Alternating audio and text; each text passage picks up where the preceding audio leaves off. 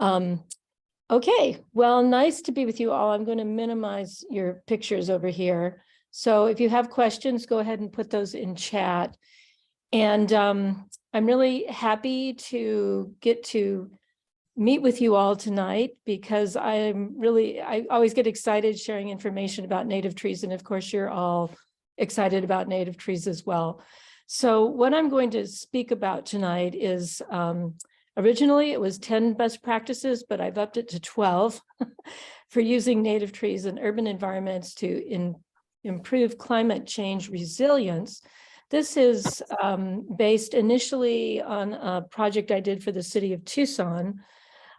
So a portion of the slides in here are mid-elevation desert trees are used as examples, but the basic principles here are applicable to Silver City. And here you can see your impressive footprint. Okay, I'm gonna make sure I can. Okay, so I need to get this thing out of my way. Silver City, you guys do have some climate challenges, and they're somewhat similar to those that we're experiencing in Tucson. Increasing temperatures, it's definitely getting hotter, and you can see here the increase just in the last, 40, 50 years, 3 degrees. Interesting that Las Cruces, New Mexico is the fastest warming city in the report generated here by Climate Central. So that tells you a lot. The Southwest is really a bullseye for climate change. It's also getting drier. A recent report about New Mexico, just done in March 2022, is projecting that there'll be 25% less water for all, even if precipitation is the same. And that's because of the increased heat. You'll have a smaller snowpack, lower soil moisture, and higher reservoir evaporation rates. So even though rainfall is often projected to be about the same, even in Arizona as well, all of us are still going to be impacted. I wanted to point out the drought monitor comparisons here just between March 2021 and today, or this week. It has improved quite a bit, as you can see from these displays, but we could just as easily slip back into this really exceptional drought pattern that we had just 2 years ago. So we're not really, we can't really get complacent about this. All of us in the Southwest need more shade. And I pulled a few aerials from Silver City. Here's a residential area in the upper left that has really nice canopy coverage, very shady place. But you have a lot of residential areas around town that are not that shady. And as temperatures increase, those are going to become more uncomfortable. And importantly, you have a lot of commercial areas and major transportation corridors that do not have very much, almost no canopy around them. This is really where a lot of the heat island effects take hold. And in Tucson, we're starting to feel some of that. Phoenix is miserable that way. And so you really don't want to go there in terms of allowing really large expanses not to have trees. We'll talk later in the presentation about what could possibly be done about that. In 2013, Silver City, the town of Silver City, prepared the sustainability plan for the year, hoping to get things accomplished by 2030. In that plan, they projected a temperature increase of just 2 degrees Fahrenheit. Actually, that's likely to be substantially higher than that. Just in the last 5 years, a lot of the computer models have been found to be underestimating what we're going to have to anticipate. You may have a less frequent but heavier precipitation. And there's a whole list here of impacts. I'm not going to read those, but just give you a second to scan down those for yourselves to see what was anticipated even in 2013 that you may need to be facing.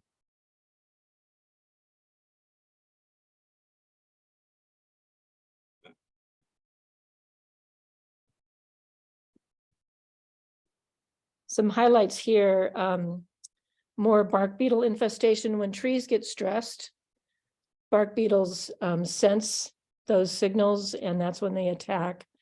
Probably more wildfires. But we're still going to be cold, even though the overall temperature average is increasing. We still have to deal with the extreme cold temperatures. So that has an effect on which trees get selected. So the best practice we can take on right now is to grow trees with harvested water in order to save drinking water. You do have some conservation initiatives going on, or at least it's on the radar in Silver City. But that is conservation of potable water. And in order to save potable water, it's important to use these free, relatively renewable water supplies. And everybody knows about rainwater harvesting. Stormwater is just accumulated rainwater, generally thought of as that rainwater as it becomes a problem on public property. So large roofs and parking lots and streets, when all that water accumulates, it becomes a municipal management problem. And that's really the difference between rainwater, which sort of falls on your house and you can manage it, or compared to stormwater, which has become a public management issue. Gray water is the water from bathroom sinks and showers and washing machines, not black water from toilets or kitchen sinks. And condensate water, which is sort of an underappreciated water supply, that's the condensate water that just collects on cold generating machinery like air conditioners and ice machines. A lot of water comes out of there, so we'll address that a little bit. Now, how much water do our trees actually need? For Tucson, we worked out some estimates for low water use trees and medium water use trees for their use in the urban environment. And here you can see approximately the demand of a low water use trees, such as a mesquite. In order to keep that healthy and have a large canopy in an urban area, it needs a little bit more than just the basic rainfall. Tucson gets about 11 inches of rainfall. Of course, you can grow mesquites on that, but they'll stay relatively small unless they're in a riparian area, in which case they're getting more water. So when I work with estimates for what we need for urban areas, I use these larger numbers. A medium water use tree like a netleaf hackberry might need around 35 inches of water per year. And that's the water hitting the tree and infiltrating into the soil relative to the canopy diameter of that tree. And of these water demands vary, of course. So when you go to harvest rainfall and runoff, whether it's rainwater on your own site or larger stormwater volumes, you just need to know the difference between the runoff rates of paving, which is 80 to 95%, versus bare soil, which might be 35 to 55%. That's a more variable number. And when I think about water harvesting, I mentally visualize catchment ratios. So the catchment ratio is a ratio between the land area where the rainfall is falling, and that includes the rainfall falling directly on a tree, plus the area where you're collecting runoff from. So say if you have a rooftop situation, you have 2 units of roof and 1 unit of tree canopy area, that's called a 3-to-1 catchment ratio. That's same principle when you're just working on a slope. And when you have a certain amount of water that you want to harvest and you're collecting off an earthen area, you have to get a catchment ratio of 7 to 1 to get the same amount of water you'd get off a paved area. So the beauty of urban areas is that we create more runoff water. Higher water use trees need higher catchment areas. In order to get that water in the ground, you do need a wide, deep basin, like about 12 inches deep, pretty wide, and that is typically enough to retain that water. But we all know April, May, and June are hot and dry. So even with catchment ratios like this, you will not be able to meet all of a tree's water needs during those months. Now, is Silver City in a good position to harvest rainwater? Well, yeah, you are, because here's your official municipal footprint. And for that square mile area, around 10 square miles, this is how much rainfall, average precipitation over that area that you're getting, close to 9,000 acre feet.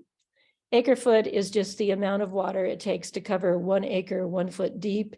It's sort of a shortcut that water managers use so they don't have to talk about millions and billions of gallons.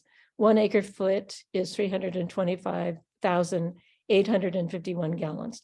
But we're really looking at relative numbers here. So this is how much rainfall falls on your footprint. And this orange bar is how much your annual municipal water demand is right now. So you actually have 3 times as much rainfall as your current water demand is totaling right now. So that's a real good ratio. That means you have a lot of water that you can potentially harvest. And that also means you have a stormwater runoff problem, because all that water that's not being captured and beneficially used is creating flood problems for you. Your current allowed well field diversions right now, around 4,500 acre feet. And that's sufficient to meet your demand right now. But projected demand by 2055, this is the high-end scenario, actually exceeds that well field allowed volume. So apparently there are plans to expand that. But you are in a good position to harvest rainwater and stormwater.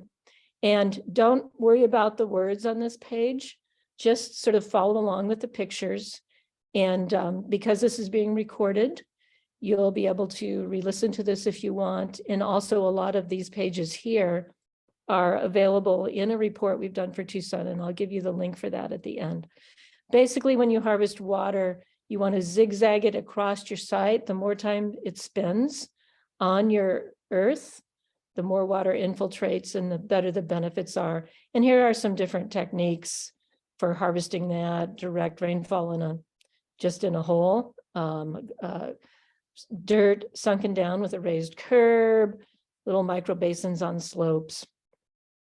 Always when you're building rainwater harvesting structures, try to do that after the rains have started so the soil is moist and you're not knocking yourself out trying to dig hard dirt. And there are some techniques to doing that. One important strategy is to raise paths and sink the basins adjacent to it. So many times you might see raised landscaping and sunken walking ways, and all that does, the water runs off the plants and onto the pathways or the roads. When you're on a slope, there are different ways to walk that water down. If you want to collect water off the broad landscape, you can create a large swale, which is built on contour, and that retains a lot of water. Now here's examples of stormwater runoff from large roofs in parking lots, and some strategies to harvest that. I believe you might have some curb cuts operating now in Silver City, or floating curves. Pretty, a no-brainer. You've got all this water, so support the plants. In 2010, Tucson developed a commercial water harvesting requirement. So now all new commercial properties have to meet 50% of their landscape demand by harvesting water off of their own hardscape roofs and parking lots. And that's been in place now for 10 years. So that's something you might want to learn more about for Silver City, because that might be a good strategy since you have a lot of hardscape coming. Porous pavement's a great way to harvest water. Here's some examples of that. Gray water, apparently it is permitted in New Mexico. I refer to the Arizona Department of Environmental Quality's general permit for that. This little flyer has very simple direction on the do's and don'ts of water harvesting and other basic information. And one important thing to note about harvesting gray water is that because it contains salts from soaps, you want to harvest rainwater in the same basin where gray water is applied. So make a water harvesting basin, run a pipe out to when you have gray water available, and let that salt be diluted the next time it rains. Condensate is a really underappreciated source of water. And if you look here at Tucson rainfall patterns, and this is very similar to yours, you will get the most condensate in the months where it's the most humid and where you are operating air conditioners in particular. So if you have air conditioners operating and it's humid, you are generating condensate. And this is a house where I lived, went outside and saw a puddle of water underneath these little discharge vents at the base of the house. And I finally dawned on me it was condensate. So I started measuring it. And in August, I was getting 30 gallons a day of condensate water from just a simple residential air conditioner. So that's a lot of water. And I hooked up a simple system to run it to a tree. One thing about doing sort of jerry rigging a simple system is you don't want that hose to kink. We have javelinas running around. So when I'm not there to attend to that pipe, I unhook it and to make sure it doesn't get kinked, because if it kinks, it'll run water back up into your air conditioning unit. And here's an example of an air conditioning condensate and rooftop runoff supported native plant garden, including a pond at a University of Arizona building. And the 11,000 gallon tank there generally gets more condensate than it does rainwater. So you can really do a lot with this source. And you have these large buildings in your town with air conditioners running. Try to get them to use that water. Tanks are great, but it's more important to do the passive water harvesting first. And then if you have the will and the money and you want some additional, go for the tanks. So here's a side-by-side comparison, a true aerial photo. On the left, this is a water harvesting landscape designed by Brad Lancaster. They harvest rainwater, stormwater, and gray water. On the right is a conventional raised mound landscaping kind of pattern, an old-fashioned pattern for planting, and just as much roof area, probably more roof area, more hardscape, but far less vegetation, much more uncomfortable. So here's an opportunity to change that. And schematically, this is what any urban area can look like. Planting medians, planting on the sides of roads, planting in public building areas, planting in big parking lots, and planting around houses. The darker trees here are the medium water use trees, and they're closer to buildings because that's where you get the gray water and the condensate, which supplements the rainwater during those dry months of April, May, and June. So next best practice, learn about native trees and their characteristics. There's 14 trees highlighted in this report for Tucson. I just kept a couple of these to illustrate what we need to know about native trees. And both of these that I have here do grow in Silver City. So what I look for in these trees is, one thing I look for is the lifespan. And you see here, this has desert willows have a fairly large lifespan, 150 years. They grow pretty fast. They're beautiful. They're resilient. Their shape is very malleable.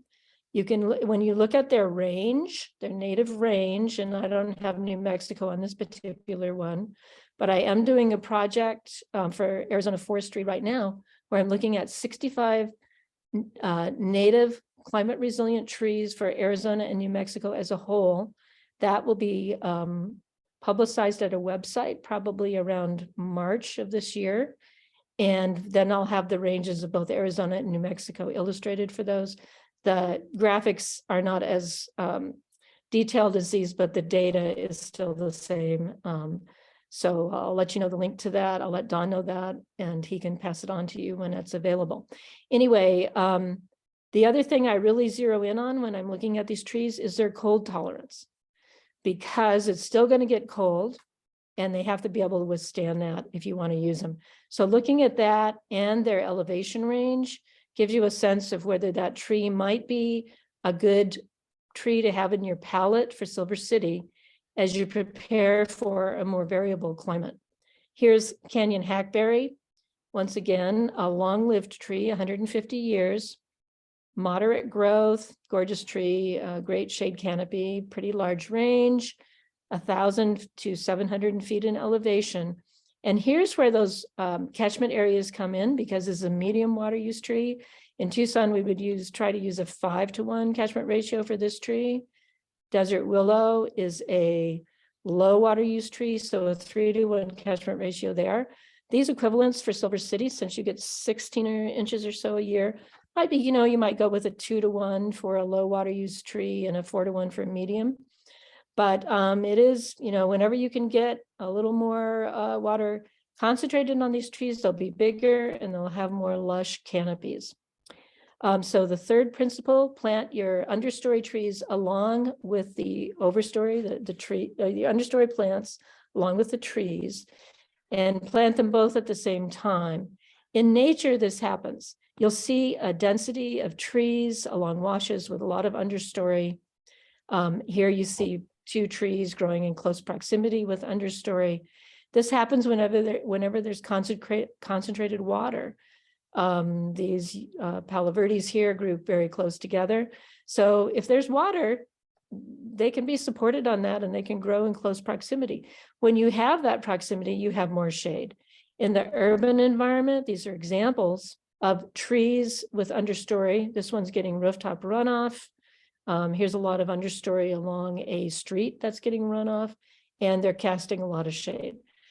So you get more diversity, more wildlife habitat and insect and bird habitat, and more shade, cooler soil. Next, number 4, think about where you're going to plant and give your trees enough room to grow. So you might have a series of goals you want for these trees. You definitely want to call 811 and find out what's going on with buried utilities, and keep your eyes over your head, look up at those utilities over your head. Take into account traffic corners and places where you need visibility, triangles, and then give the trees enough space. Now, if you, this might be a little dense in an urban environment unless you have a whole lot of water coming toward it. So initially you would spread them out. These can fill in and increase density in here. It's all based on how much water that you're harvesting and supporting those trees with. It's okay for tree canopies to touch for sure. And you just want to get them enough water to support that growth. Another important consideration is solar angles. I think Tucson and Silver City have pretty similar angles in this regard. In the summer, the sun rises in the northeast, gets about straight overhead at noon, sets in the northwest. So it's the north side of the house in the summer, or any building, that gets the most sunlight during the longest days and the hottest days. So shade on the north side, northeast, due north, and northwest of any building are really important for comfort and cooling. In the equinox, the sun rises due east, is a little bit in the south at noon, sets due west. In the winter, the sun rises in the southeast, I'll put things on your way, rises in the southeast, pretty low in the sky at noon, sets in the southwest. Here, if you have solar panels or if you want that solar gain coming in your windows, don't plant trees on the south side. If you're don't have solar panels and you're not as concerned about the solar gain, you can put deciduous trees on the south side. You'll still get some solar warmth, but these trees won't interfere with any solar panels you have. So this whole pattern, and in particular, putting the trees, in pretty close proximity around the house, are going to give you the maximum cooling. And then think ahead about how you're going to harvest water. Figure out, do you have gutters or don't you? Where's the water pooling? Where's it moving on your property? Do you have a rainwater tank? Do you have an air conditioner? Where does the condensate come out? Think through all of that. Figure out a water harvesting scheme for a site, and then put your plants relative to the water supplies. The ones that need more water should be closer to the gray water outlet and the condensate outlet in the tank. The ones that are tough and don't need anything more than just rainwater and runoff can be a little bit farther away from these supplemental sources. Now, you want to get good, healthy trees to start. And when you go to a nursery, it's very tempting to buy large trees and in small pots, but there's a chance that the roots are going to be coiled and matted in those pots. So it's not necessarily getting the biggest tree for your money may not be the best way to get the healthiest tree for your money. And it's important to harden out trees that are going to go into full sun. If the nursery hasn't done it, you might want to do that so that you can mitigate that a little bit before you plant it out in a harsh environment. There are a lot of trees that will volunteer seedlings. You're just walking along. I see them all the time. And if they're in a good location, they're not under power lines, they're not stuck right next to a curb, but they're in a beneficial location, you can work with those volunteers and they will have by far the healthiest root systems and will turn out to be very strong trees. So keep your eyes out for those. And again, plant the understory at the same time to quickly start diversifying your habitat. Then number 6, you're going to shape your water harvesting areas. Plant the water before you plant the tree. That's a Brad Lancaster-ism. Brad Lancaster's author of Harvesting Rainwater for Drylands, and he's planted literally thousands and thousands of trees in urban environments. So get your planting site ready in the season when you're actually going to plant the trees. And you're going to create a water harvesting basin first. So these folks here are creating the basin. They've got the trees in pots. They're getting ready to put those in. Basins should be maybe around 12 inches deep in order to store ample runoff water. The sides of basins should generally be gradual because a lot of times people are walking next to these basins. If it's a 12-inch deep basin and you can't make a gradual slope into that, then you're going to need to armor that with rocks. You create a visual message to people. This is a hole. Don't walk into it. Let's see. You can make basins deeper than 12 inches, but you got to really armor those. And when you build a basin, you do not compact the bottom. You can compact berms and things that retain water, but the bottom is where you want the infiltration so that you leave as porous as possible. If you have to dig around existing trees, be really careful about that. Sometimes trees don't respond well to have having their roots disturbed. So make sure the tree's in pretty well watered, pretty good shape, and go slow if you're near an existing tree so that you don't stress it out. Okay, in the old days, 30 years ago, when we were harvesting water, we stuck the trees in the bottom of basins, but that's really not the best plan. You want these trees on terraces, and this can be like a plateau, It can be like a little hill or a pedestal. And you can even plant trees at the top of basins right next to these water harvesting areas. So think ahead about how you want to do that. And then build a large enough basin for the number of trees you're planning to install, and understory. Understory can be kind of plunked in the bottom of basins. They seem to tolerate it better, but you do want really fast infiltration on these basins. I like my basins to infiltrate within 2 hours if possible.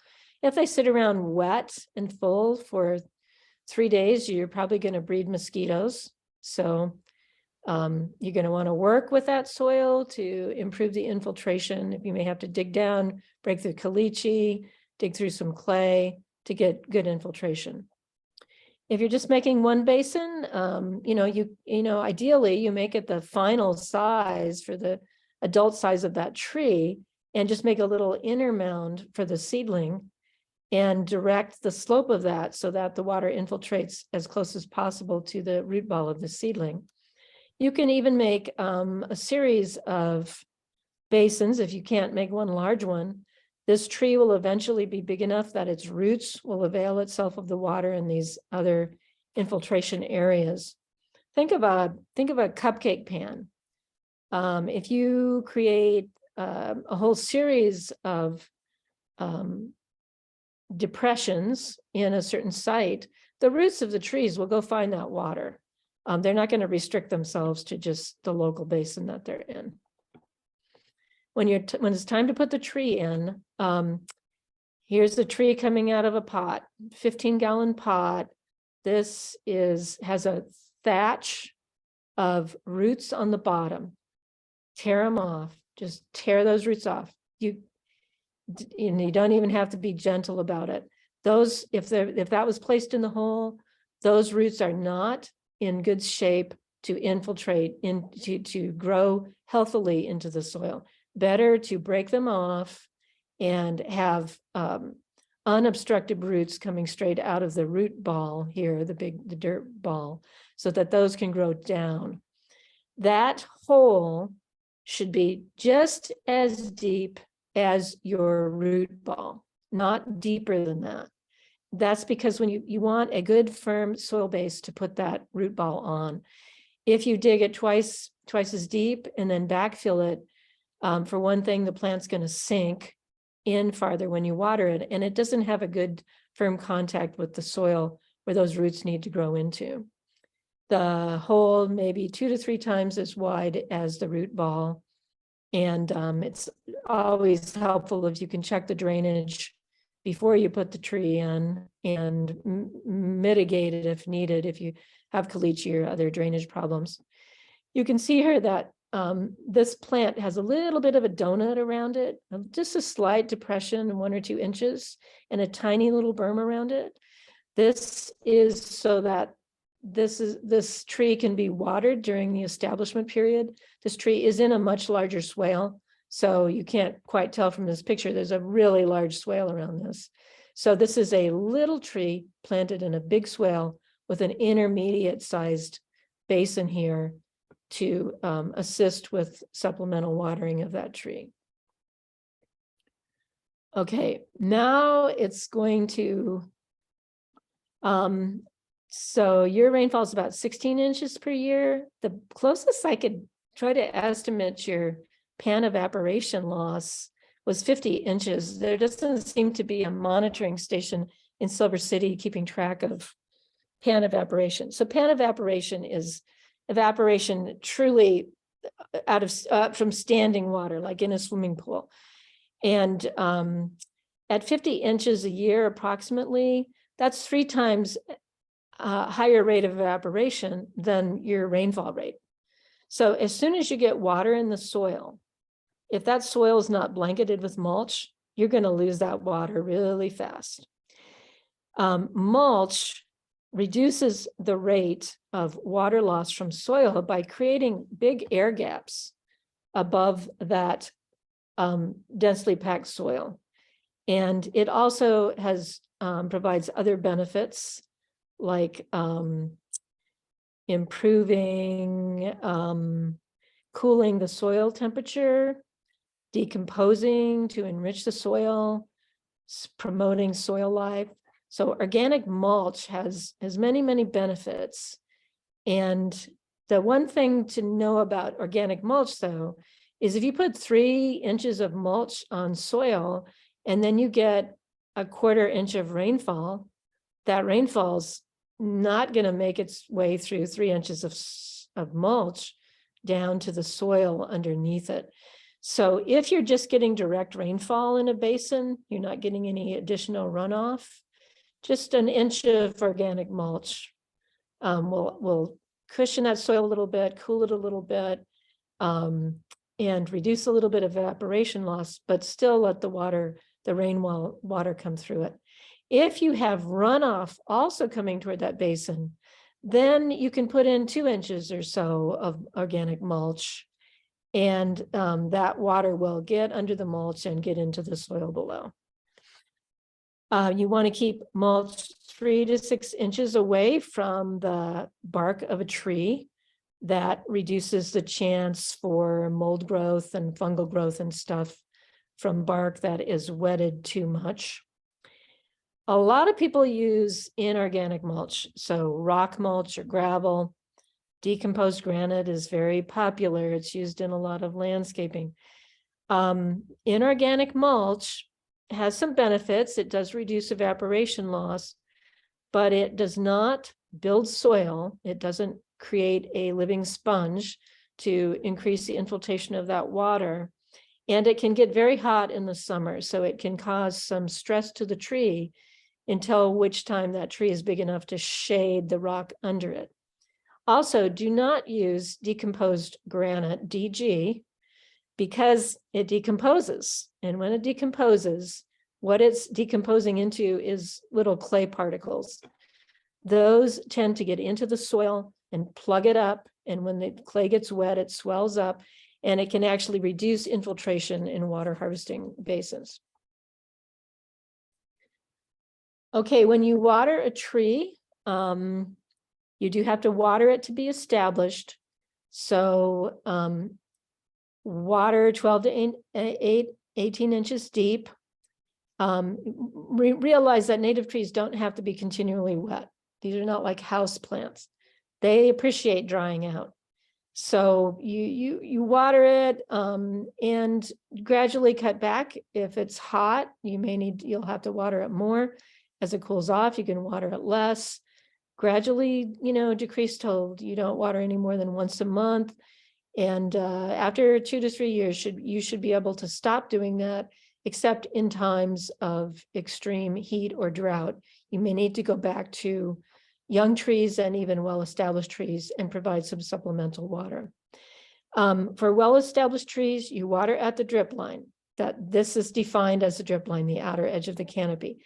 The reason is that these roots may extend past that canopy. And if you water there, because of the capillary movement of water in soil, that water will get closer to underneath the canopy, and it will extend out in case the root zone goes out there. Water 1 to 3 feet deep. You don't have to water frequently, just water deeply. And if you want to save potable water, start with getting that rainwater into the ground. When the tree needs more water, if you've got condensate, use it. Dries out again, needs more water, get that gray water out to it. If you don't have condensate in gray water and it's not raining, empty the tank. At that point, if it's a native tree and it's hot and dry and it's May or June, and that tree is not showing signs of stress, it's not wilting, it's not dropping leaves, you might be able to wait till the rains come. If not, then you would use potable. So pruning is really important and can be a problem because there's a tendency sometimes to over prune. So these principles apply to native trees, but they're equally applicable to a lot of trees in general. One thing important to know about young trees is that the tips of those young trees' branches create hormones that assist the root growth of that young tree. So if you're whacking off the ends of branches on young trees, you're actually not assisting the root growth, perhaps even suppressing it. So that's important to let those roots grow. So it's really recommended to wait 3 years before you prune newly planted trees. That way those roots and the branch tips can communicate and get a good root system started. But there are reasons that you do need to prune. If you do, don't prune more than 20 to 25% of the tree at any one time. And here's some reasons you might want to prune. These wounds don't heal, they just seal up. So when you're cutting into them, the tree is temporarily vulnerable to fungal infections and things like that. So it's better not to prune in early winter because you've got all winter with that moist environment that could induce fungal growth. Wait till February when it's, you're on the brink at least of beginning to warm up, gives the tree a little time to seal the wound, and it will be drying out a little bit more going into the drier months. Here are some pruning principles. This is the same thing any master gardener will tell you. Punchline: don't leave branch stubs. Don't prune back too far so that you damage the root collar, that little growth node that will do the sealing, that will fix that wound. And keep your cuts to create as minimal surface area as possible. Angular cuts make bigger wounds. So if you cut perpendicular to the branch, you get a round wound, and that's easier for the tree to handle. This 3-part cut is just designed to keep you from, with large, heavy branches, it's a way to cut it without tearing the bark. This is a dead end stub. If you think of a fire hose and you think of this tree is moving water up through these branches and you go cut them off, now you've got sap rising up in there and nowhere for it to go. And you often get this sort of chaotic growth on these stubs. Just cut in a place where the rerouted water has a good thick branch to go to. And when you cut, only cut what you need. This is a desert willow. It needed to be pruned next to these solar panels, and it needed to be pruned next to the road. But side to side, it did not need to be pruned. By the way, those are seeds on there. That's not dry leaves. This is a healthy tree. And now it actually provides more shade. This sort of extreme pruning where you shrubs often and even trees get distorted when they're sheared. This is a creosote, believe it or not, that has been, somebody's tried to turn it into a poodly shrub, and it's just a really distorted plant. In order to know how to prune native trees, look at their natural form. This is what this tree wants to look like. Here's a well-pruned tree, maintaining that natural form. We have a lot of multi-trunk trees in the desert.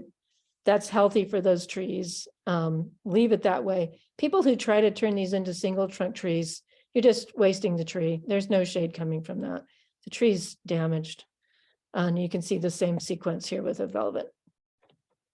Now, when I was in Silver City, I loved your giant trees, but I was very saddened to see how many of them have extreme utility conflicts.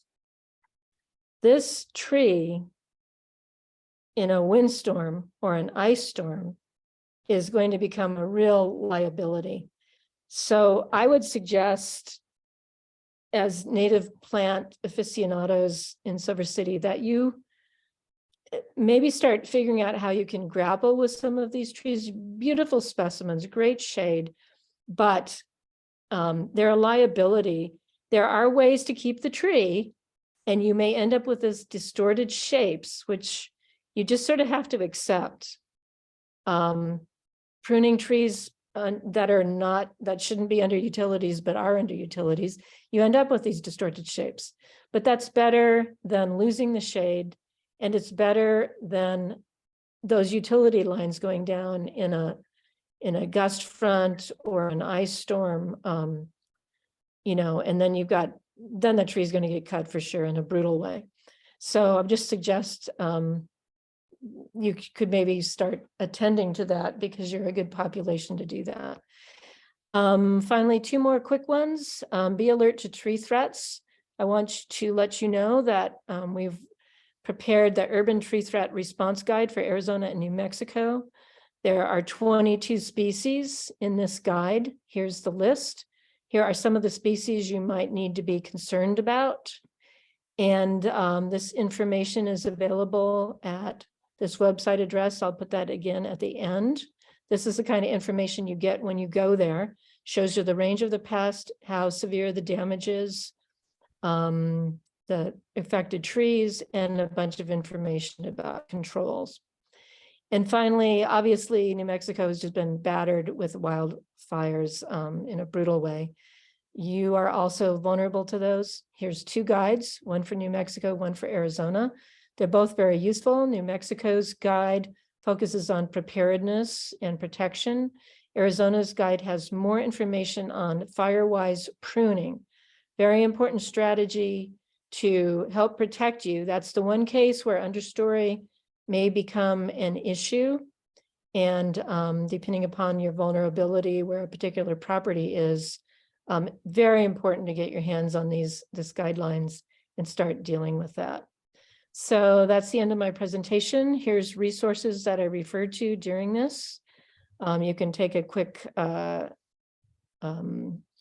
snapshot of that with your computer if you want, or your phone. And I'm also going to give this list to your president, and she can email it out to folks so you can find out, look at these climate change reports, where to find the drought monitor, the 10 best practices in Tucson, which contains much more detail about the subjects I went through, water harvesting information, the Urban Tree Threats website, and these 2 wildfire documents. And in the future, we'll give you the link for the native tree project. So that's the end of my presentation. And I can stop the screen share unless people think they might want to go back through and revisit any of these slides. And I can't hear anybody. I think everybody's muted.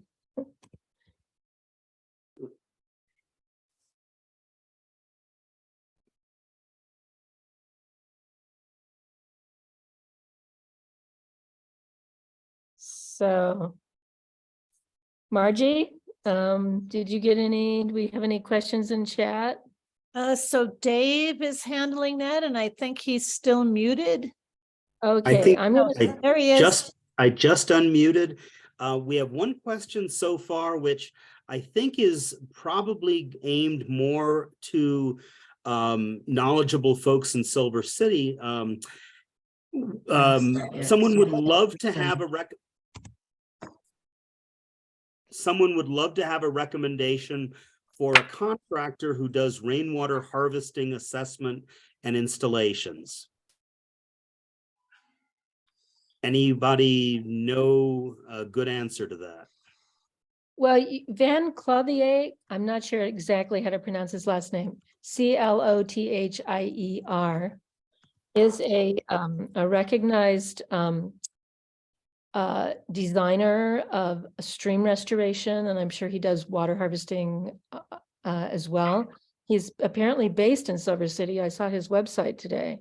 So you might want to track him down. I think it's called Stream Dynamics is the name of that website. And he works closely with Brad Lancaster as well. And he's come highly recommended to me through Brad. So I think it's terrific to have him as a resource.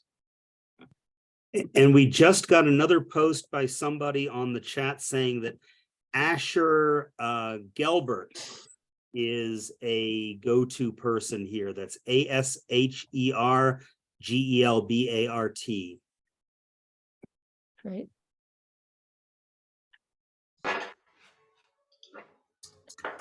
Okay, so I'm going to stop recording since I seem to be the one with the button. And Clothier is